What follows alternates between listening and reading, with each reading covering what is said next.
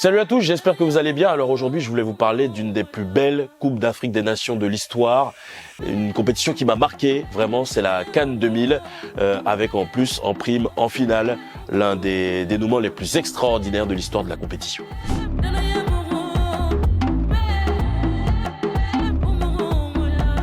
Alors je vous propose donc aujourd'hui de repartir 23 ans en arrière lors de cette compétition disputée à la fois au Ghana et au Nigeria. D'ailleurs, c'est la première fois à l'époque qu'une compétition majeure de football est disputée dans deux pays différents. C'est juste avant l'Euro 2000, disputé à la fois en Belgique et aux Pays-Bas, et avant la Coupe du Monde 2002, c'était au Japon et en Corée, on s'en souvient. Moi, ce qui m'a marqué aussi, c'est que à l'époque, il y avait des générations exceptionnelles dans pas mal de sélections. Je pense à l'Afrique du Sud, par exemple, de Sean Bartlett, qui finira meilleur buteur de la compétition, l'ancien joueur de Charlton. Je pense au Nigeria, de JJ Okocha, Nwankwo Kanu, Victor Ikpeba ou encore Sunday Oliseh. Je pense à l'Égypte, de Osama Sall. Je pense au Sénégal, de Khalilou Fadiga. Et j'oublierai pas non plus, impossible d'oublier évidemment, le Cameroun avec Samuel Eto'o, Patrick Mboma, Jérémy Njitap, Rigobert Song ou encore Lorraine Etabé Meyer.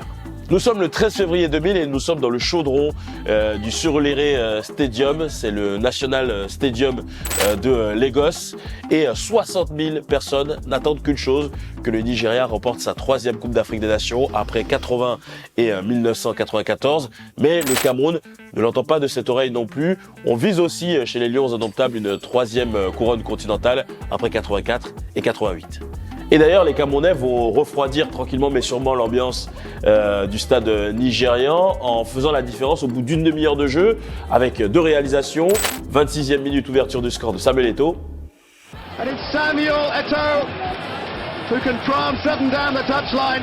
Wome's ball in. Avant le deuxième but, à la 31e minute, signé Patrick Mboma. But unbelievably, Sharonda has made a blunder of the highest order. Mais je vous l'avais dit en introduction, on a tous les ingrédients d'un match spectaculaire, extraordinaire. Et le Nigeria, qui évidemment n'a pas envie de se faire battre de la sorte sur ses bases, va revenir dans la partie avec Chukwu, tout d'abord, pour la réduction du score. Avant l'égalisation du magicien, passé notamment par le Paris Saint-Germain, Augustin JJ Okocha. De partout, au terme du temps réglementaire et de la prolongation, vient donc la séance des tirs au but, où trois joueurs vont manquer leur penalty. Tout d'abord, le regretté Marc-Vivien Foé. Ensuite, l'ancien joueur d'Arsenal et de l'Ajax d'Amsterdam, Nwankwo Kanu.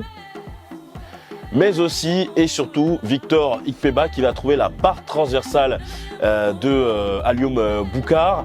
Et d'ailleurs, vous le voyez, le ballon avait en réalité franchi la ligne, mais ni l'arbitre Mourad Dami, l'arbitre tunisien de cette finale, ou encore le nombreux public venu soutenir le Nigeria ne se rendra compte que le penalty était en réalité valide. Il ne sera pas validé dans cette rencontre. Le tir au but vainqueur est pour le capitaine de ces Lions indomptables, Rigobert Song, qui permettra donc au Cameroun de s'adjuger un troisième sacre continental et par la même occasion de s'adjuger indéfiniment le trophée de l'unité de la CAF, le trophée de l'époque, remplacé par la coupe que l'on connaît aujourd'hui.